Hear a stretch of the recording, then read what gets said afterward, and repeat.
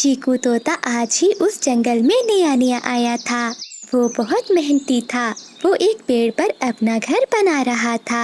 घर बनाने की आवाज सुनकर बादल कौवा वहाँ आता है। अरे ये क्या तुमने टिक टिक लगा रखी है? कौन हो तुम? मेरा नाम चीकू है और तुम देख नहीं रहे मैं अपना प्यारा सा घर बना रहा हूँ। रुक जाओ, अभी रुक जाओ। इस जंगल में मेरी आज्ञा के बगैर कोई भी अपना घर नहीं बना सकता। ये जंगल का इलाका मेरा है। मैं तुम्हें इस जंगल में अपना घर बनाने की अनुमति नहीं दूंगा। अरे कौवे, ये तुम क्या कह रहे हो? जंगल किसी की जागीर नहीं होता। इस जंगल में सभी पक्षियों को रहने का बराबर हक है। फिर तुम मुझे क्यों रोक रहे हो? अच्छा, तो मोटी चोंच वाले देखते हैं कि तुम इस घर में कैसे रहते हो। मैं तुम्हें अपनी बेइज्जती का मजा जरूर चखा कर रहूंगा। ऐसा कहते हुए बादल कौवा वहाँ से चला जाता है और गुस्से की आग में जलने लगता है। उधर चीकू तोता अपना काम जारी रखता है। सुबह के समय वो दाने की खोज में चला जाता और फिर बाकी समय अपना घर बनाने में लगा रहता था। चंद दिनों की कोशिश के बाद चीकू तोता अपना घर बना लेता है। अब मैं ऐसा क्या करूं कि इस मोटी चोंच वाले को अच्छा सबक सिखाऊं? हाँ, अपने दोस्त उल्लू के पास जाता हूँ। फिर बादल कौवा अपने दोस्त भूरे उल्लू के पास जाता है। यार उल्लू, मैं तुमसे मदद मांगने आया हूँ। क्या तुम मेरी मदद करोगे? क्यों नहीं बादल यार, मैं तुम्हारी मदद जरूर करूँगा। यार उल्लू, एक मोटी चोंच वाले तोते ने जबरदस्ती मेरे घर के पास अपना घर बना लिया है। तुम तो जानते हो कि इस जंगल का सारा हिस्सा मेरा है। क्या तुम उसे निकालने में मेरी मदद करोगे? हाँ कौवे, मैं तुम्हारी मदद तो करूँगा, लेकिन उस तोते को वहाँ से कैसे निकालेंगे? उल्लू यार, तभी तो मैं तुम्हारे पास आया हूँ। तुम तो जंगल के सबसे बुद्धिमान उल्लू हो। तुम जरूर कोई इसका हल निकालोगे। अपनी तारीफें सुनकर उल्लू सोच में पड़ जाता है और फिर उसे एक तरकीब आती है। आओ कौवे, मेरे साथ चलो। हम भी देखते हैं कि वो तोता कैसे नहीं जाता। अब हमारी मदद वो सुनहरी चील ही कर सकती है जो दूसरे जंगल में रहती है।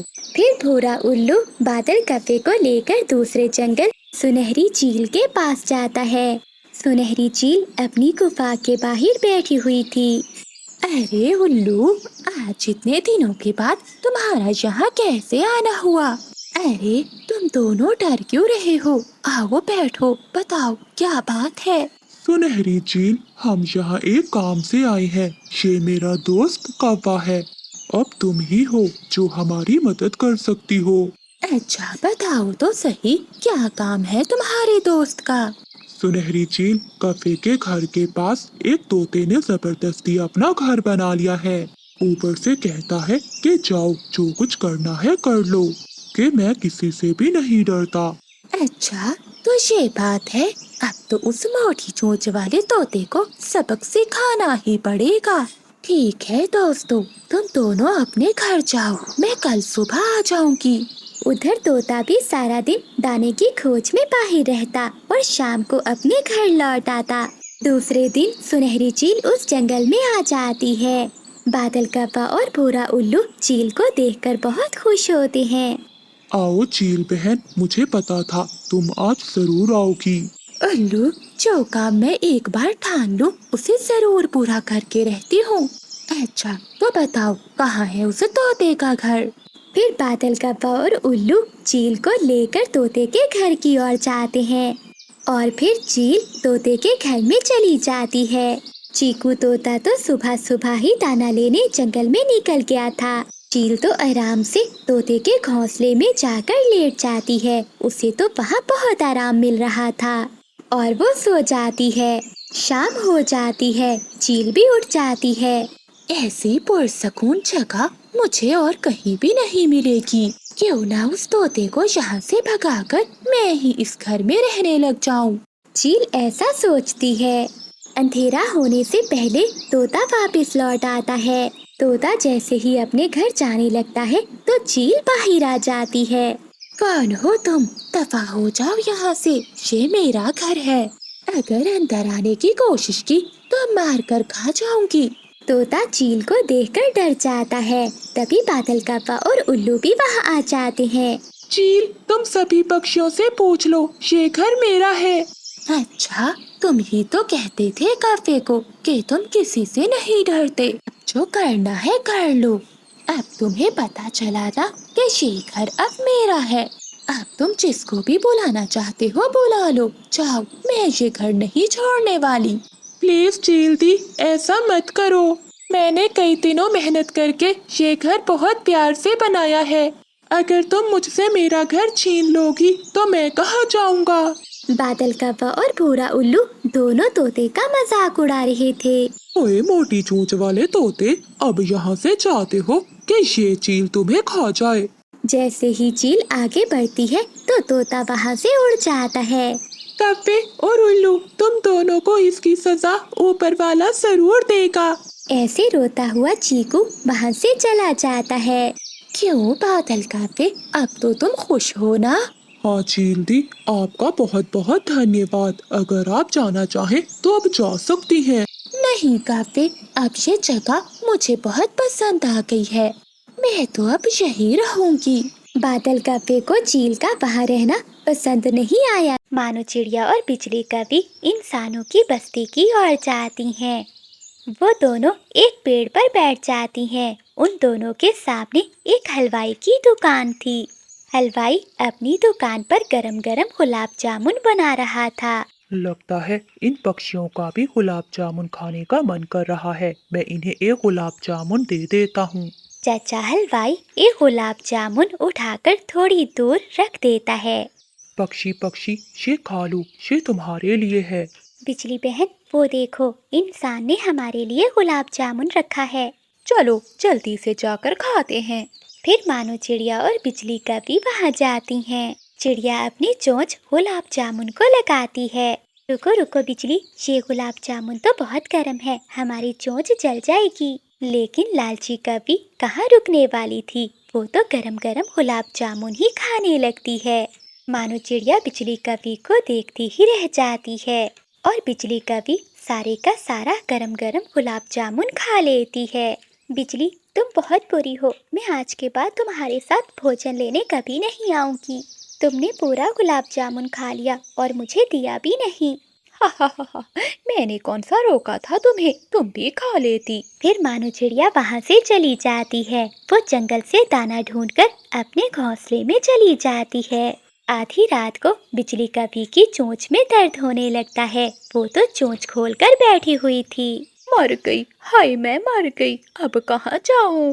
बिजली कभी रो रही थी और रोते हुए मानो चिड़िया के दरवाजे पर जाती है। वो दरवाजे पर दस्तक देती है। कौन है बाहर? मैं हूँ बिजली कभी, दरवाजा खोलो चिड़िया। फिर मानो चिड़िया दरवाजा खोलती है। चिड़िया बहन, देखो देखो, मेरी चोंच में सूजन हो गई है, मैं दर्द से मर रही हूँ। बिजली, अगर गरम गरम गुलाब जामुन खाओगी ऐसा तो होगा ही। चिड़िया चिड़िया मेरी बहन, प्लीज मेरी मदद करो। अच्छा, चलो अब मेरे साथ नदी पर चलो। फिर मानो चिड़िया बिजली कभी को अपने साथ नदी पर ले जाती है। बिजली, अब अपनी चोंच को थोड़ी देर नदी के ठंडे पानी में डालो। फिर बिजली कभी ऐसा ही करती है। अब जाकर थोड़ा सुकून मिला। अब मैं कभी भी कोई गर्म चीज नहीं खाऊंगी। मुझे पता चल गया कि गर्म चीज खाने से चोंच में बहुत दर्द होता है। अगली सुबह मानो चिड़िया और बिजली कभी फिर से इंसानों की बस्ती की ओर चली जाती हैं। किसान की पत्नी आंगन में बैठी आलू के पराठे बना रही थी। पक्षियों, ये लो, ये पराठा खा लो। किसान की पत्नी आधा पराठा चिड़िया और बिजली कभी को देती है। मानो चिड़िया अभी देख ही रही थी कि बिजली कभी जल्दी से वो गरम गरम आलू वाला पराठा खा लेती है। माँ जी, वो पराठा तो इस कभी ने खा लिया, मुझे भूख लगी हुई है। किसान की पत्नी आधा और पराठा उन दोनों के सामने रख देती है। बिजली कभी वो आधा पराठे का टुकड़ा उठाकर वहाँ से उड़ जाती है। मानो चिड़िया शर्म के मारे और पराठा नहीं मांगती और वो बिजली कभी के पीछे पीछे जाती है। बिजली कभी छत पर बैठी पराठा खा रही थी। बिजली, मुझे भी दो पराठा। देती हूँ। ऐसा कहते हुए बिजली कभी वो गरम गरम पराठा पूरा खा लेती है। बिजली की आंखों में पानी आ जाता है क्योंकि पराठा बहुत गर्म था। इस बार बिजली कवि का मुंह ज्यादा जल जाता है, लेकिन वो मानो चिड़िया को नहीं बताती। वो तुरंत जंगल जाती है और नदी पर जाकर अपनी चोंच नदी में रखती है। लेकिन इस बार तो ठंडे पानी से भी बात नहीं बनती क्योंकि कवि की चोंच में तो अब छाले बन गए थे। वो नदी के किनारे बैठकर रोने लगती है। हाय हाय, मैं मर गई, मेरी चोंच में बहुत ज्यादा दर्द हो रहा है। तभी मानो चिड़िया भी वहाँ आ जाती है। और खाओ गरम गरम पराठा, मैंने तुम्हें मना भी किया था। कल का गरम गरम गुलाब जामुन और आज का गरम गरम पराठा, ये खाने से तुम्हारे मुंह में घाव हो गया है। अब तो उल्लू वैद्य से टीका ही लगवाना होगा। नहीं चिड़िया, मुझे टीके से बहुत डर लगता है। तो फिर ठीक है बिजली, जब तक तुम्हारी चोंच ठीक नहीं हो जाती तुम्हें भूखा ही रहना पड़ेगा। फिर कवि चिड़िया के साथ उल्लू वैद्य के पास जाती है। उल्लू वैद्य बिजली कवि को टीका लगाता है। हुई माँ, मर गई। अरे कभी आप कभी दोबारा कोई गर्म चीज न खाना। वापिस आते हुए वो दोनों फिर से इंसानों की बस्ती की ओर जाती हैं और हलवाई चाचा उन्हें जलेबी देता है। चिड़िया वो जलेबी खाती है। बिजली, ये जलेबी तो बहुत स्वादिष्ट है, लो तुम भी खा लो। नहीं नहीं चिड़िया, ये गर्म होगी, मैं नहीं खाऊंगी। नहीं बिजली, ये ठंडी जलेबी है, तुम इसे खा लो। बिजली कभी अपनी चोंच खोलती है, लेकिन उसकी चोंच में दर्द शुरू हो जाता है। बस वो जलेबी को देखती ही रह जाती है और चिड़िया मजे मजे से वो सारी जलेबी खा जाती है। बिजली बहन, इसीलिए तो कहते हैं कि ज्यादा के लालच में थोड़े से भी चाहते हैं। अब दोबारा कभी गरम गरम चीज मत खाना। बिजली रोते हुए अपना सर हिलाती है और वो दोनों सहेलियां वापस अपने जंगल लौट जाती हैं। बंटी जी, आंखें खोलिए, देखिए आपकी परी डर रही है, इसे आकर चुप कराइए ना। आप तो कहते थे कि हमें कभी अकेला नहीं छोड़कर जाएंगे। अब इस तूफानी अंधेरी रात में मेरा सहारा कौन होगा? मैं इस नन्ही जान को लेकर किसके दर पर जाऊंगी? माँ, पापा बोल क्यों नहीं रहे? पापा को उठाए, मुझे डर लग रहा है। बस कर अपना ये रोना धोना। कोमल, तेरे रोने से मेरा बेटा वापस नहीं आएगा। मैं तो पहले ही कहती थी कि तू इस घर के लिए मनहूस है। तेरे कदम क्या पड़े, मेरा हंसता बसता घर उजाड़ दिया। तू मेरे बेटे को खा गई। माँ जी, ये आप क्या कह रही हैं? मैं तो खुद लुट गई हूँ। बंटी आपका बेटा था तो मेरा सुहाग था। इस दुख की घड़ी में आप मेरा साथ देने की बजाय मुझ पर इल्जाम लगा रही हैं। अरे खाला, आप इसकी बातों में ना आए। ये तो मगरमच्छ के आंसू हैं, देख नहीं रही? अभी बंटी को मरे हुए समय ही कितना हुआ है, ये आपके सामने जुबान चला रही है। अगर ऐसी पक्षी घर में रहे तो मनहूसियत आपका पीछा नहीं छोड़ती। हाँ बिजली, तू सच कह रही है। कोमल, अब तेरा इस घर में कोई काम नहीं। मेरा बेटा चला गया, अब मैं तेरा और तेरी इस मनहूस बच्ची का बोझ नहीं उठा पाऊंगी। निकल जा मेरे घर से अभी के अभी। कोमल चिड़िया रोती हुई अपनी सास के पाँव में बैठकर गिड़गिड़ाने लगती है। ऊपर वाले के लिए माँ जी ऐसा ना करे। बाहर तूफानी बारिश हो रही है, हर तरफ पानी भरा है। मेरी मासूम बेटी ठंड से मर जाएगी। आप मुझे और मेरी बेटी को घर के किसी कोने में पड़ा रहने दे। मैं आपकी नौकरानी बनकर रहूंगी। जो बचा कुचा होगा वही खाकर मैं और मेरी बेटी गुजारा करेंगे, लेकिन हमसे ये छत ना छीने। अपनी ये अदाकारी किसी और को जाकर दिखाना। मुझे अपनी बेटी पिंकी की फिक्र है। अगर तुम यहाँ रही तो इसका रिश्ता नहीं आएगा। पक्षी कहेंगे, पक्षी 100 बातें बनाएंगे। इस घर में ये मनहूस और इसकी बेटी रहती है। चल निकल, निकल जा अभी। दादी, हमें मत निकाले, बाहर बहुत अंधेरा है और बारिश भी। मैं वादा करती हूँ मैं शरारतें नहीं करूँगी, मैं खाना भी नहीं मांगूंगी। खाला, जरा देखो तो बच्ची भी माँ पर गई है, कैसे बातें बना रही है। अगर ये माँ बेटी यही रही तो आपकी बेटी की शादी कभी नहीं होगी। चिड़िया की सास बिजली कपी की बातों में आकर कोमल चिड़िया और उसकी बेटी परी को अपने घर से निकाल देती है और अंदर से दरवाजा बंद कर लेती है। माँ जी, दरवाजा खोले, मेरी बेटी मर जाएगी, रहम करे हम पर। अंदर बिजली कपी मन ही मन में मुस्कुरा रही थी, जबकि बाहर आसमान कोमल के दुख पर आंसू बहा रहा था। चिड़िया के रोने की आवाजें सुनकर सभी पक्षी दूर बैठे देख रहे थे, लेकिन वो भी सावित्री के डर से कुछ नहीं कह पाते। कोमल चिड़िया रोती हुई अपनी बेटी को लेकर वहाँ से चली जाती है। वो एक केले के पेड़ के नीचे जाती है, जहाँ वो एक पत्ते से अपने आप को और अपनी बेटी को ढांप कर बैठ जाती है। चिड़िया का अपना शरीर तो ठंड से नीला पड़ रहा था। सुबह का सूरज जब निकला तो वो नई उम्मीद नहीं बल्कि चिड़िया के लिए एक बहुत बड़ा इम्तिहान लेकर आया था। माँ, मुझे बहुत भूख लगी है, क्या पापा हमारे लिए दाना लेकर आएंगे? परी बेटी, आपके पापा बहुत दूर चले गए हैं, अब से मैं ही तुम्हें पालूंगी। मैं ही तुम्हारी माँ हूँ और तुम्हारा पिता भी। तुम यहाँ बैठो, मैं तुम्हारे लिए कुछ खाने को ढूंढ कर लाती हूँ। फिर कोमल चिड़िया उड़ती हुई नदी के पास जाती है, जहाँ पेड़ के नीचे उसे कुछ सूखी लकड़ियाँ मिलती हैं। वो सारा दिन तिनका जोड़कर अपने लिए एक छोटा सा घोंसला बनाती है। इसके पंख और चोंच घायल हो जाती है, लेकिन वो हिम्मत नहीं हारती। दूसरी ओर चिड़िया की सास के घर में जश्न का समा था। बिजली कभी बैठी सावित्री के बाल संवार रही थी। माँ देखो, ये मोतियों का हार मुझ पर कैसा लग रहा है। माँ, मैंने सुना है कि नीलू चिड़ा जो मेरा रिश्ता लेकर शहर वाले जंगल से आ रहा है, वो बहुत अमीर है। मेरी बेटी, तू है ही शहजादी। अगर वो मनहूस चिड़िया यहाँ होती तो तेरी किस्मत को भी ग्रहण लगा देती।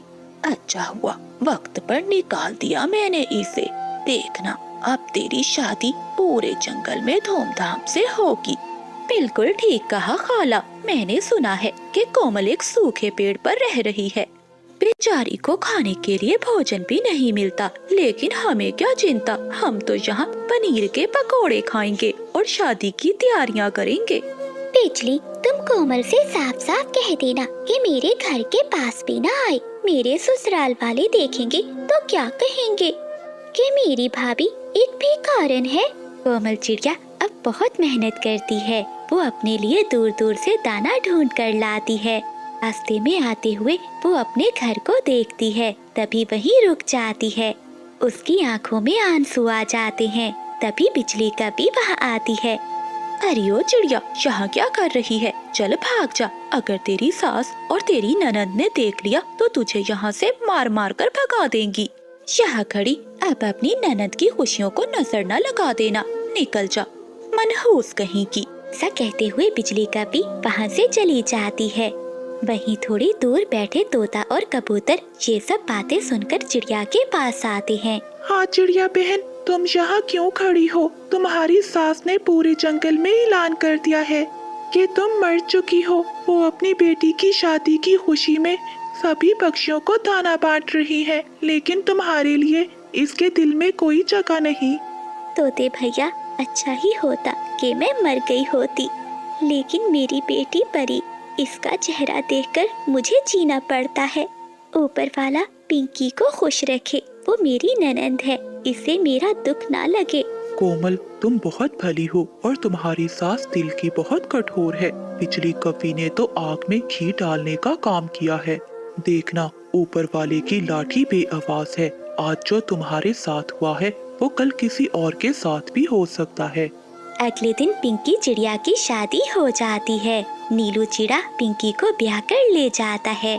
आज मैं बहुत खुश हूँ, मैंने अपनी बेटी को महलों में भेज दिया। अब मैं आजाद हूँ। सावित्री को लगा था कि इसने अपनी बेटी की जिंदगी संवार दी है, लेकिन वो भूल गई थी कि अनाथ की बददुआ और विधवा के आंसू अर्श हिला देते हैं। ससुराल में जाते ही इसका वही हाल होता है जो सावित्री ने अपनी बहू के साथ किया था। अरे ओ मनहूस चिड़िया, रोना धोना बंद कर। जब से तू इस घर में आई है मेरे बेटे की तबीयत खराब रहने लगी है। तू मनहूस है, और तेरे लाए हुए सारे गहने भी नकली हैं। निकल जा मेरे घर से। माँ जी, ऊपर वाले के लिए मुझे मत निकाले, मैं कहाँ जाऊंगी? मैंने आपकी हर बात मानी है, सारा काम करती हूँ मैं। पिंकी, तुमने सुना नहीं माँ क्या कह रही है? मुझे तुझ जैसी बदसूरत पत्नी नहीं चाहिए। अभी उड़ जा, वरना मैं तेरे पर नोच लूंगा।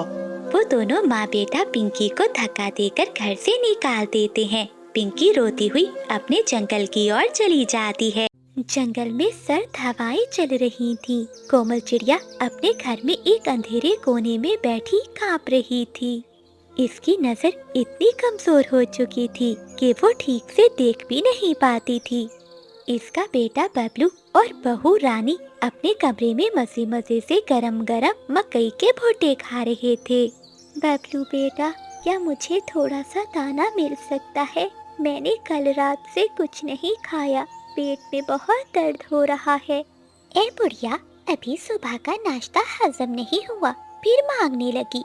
मैं और बबलू दिन भर मेहनत करते हैं, तुम यहाँ बैठी मुफ्त की रोटियाँ तोड़ती रहती हो। ये लो सूखा दाना, लेकर जाओ और खामोशी से एक कोने में पड़ी रहो। ऐसा कहते हुए रानी सूखा दाना चिड़िया के आगे फेंक देती है। कोमल की आंखों से आंसू बहने लगते हैं।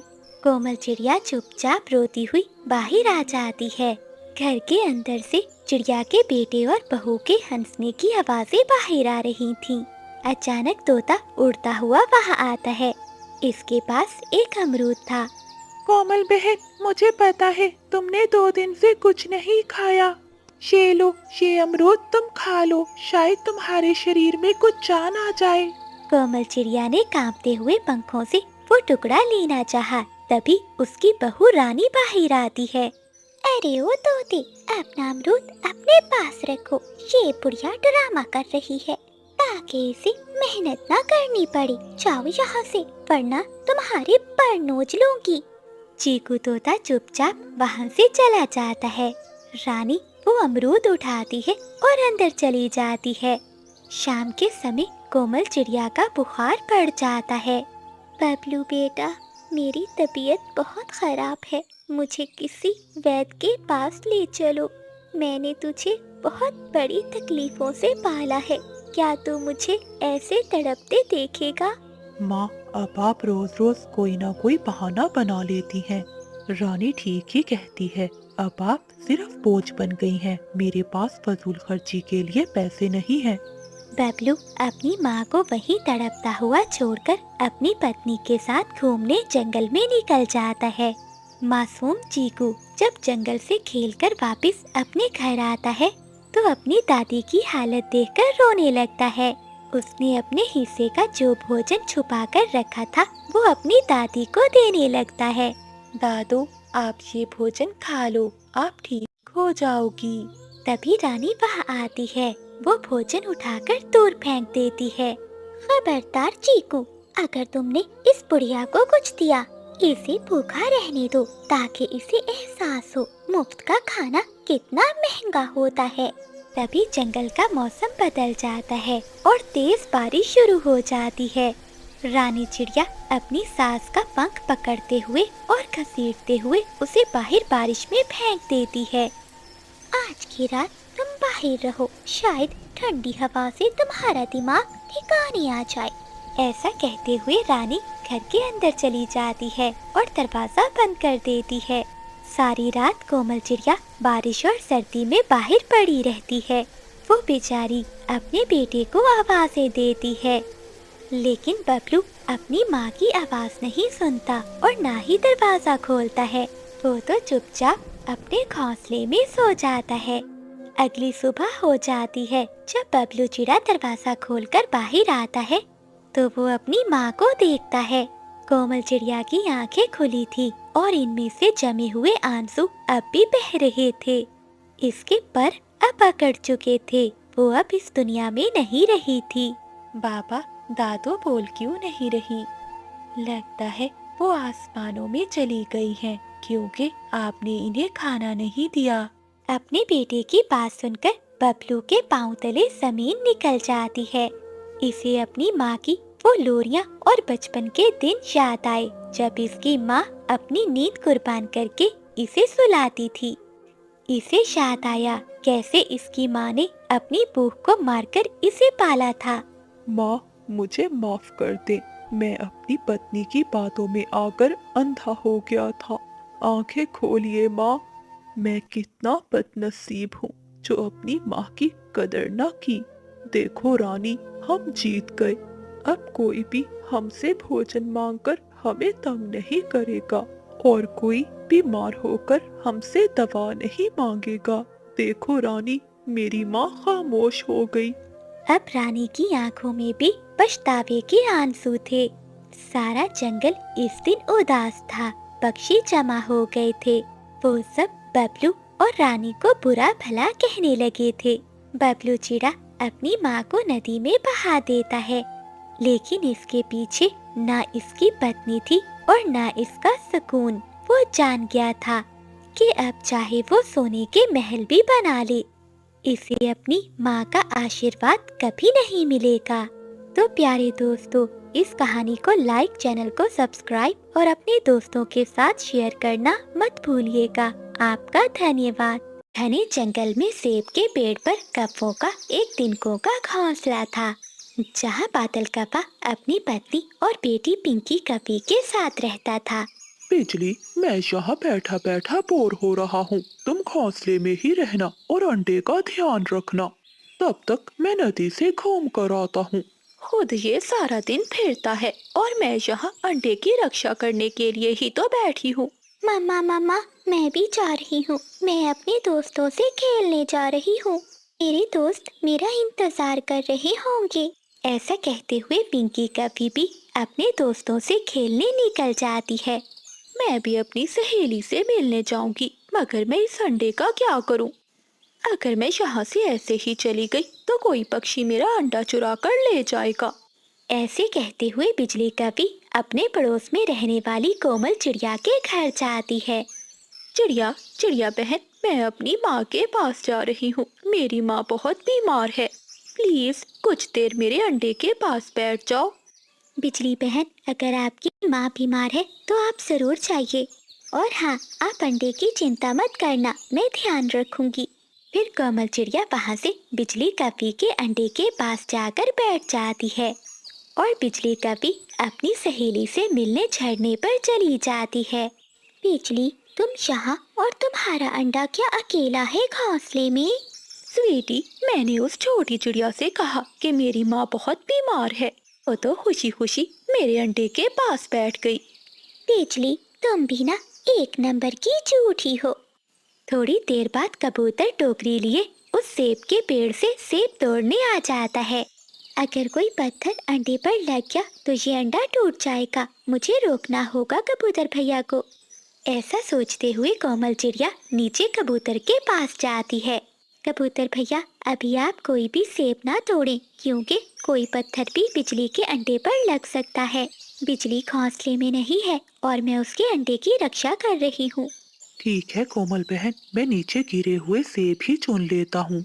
बिजली अपनी सहेली के साथ झरने पर बैठ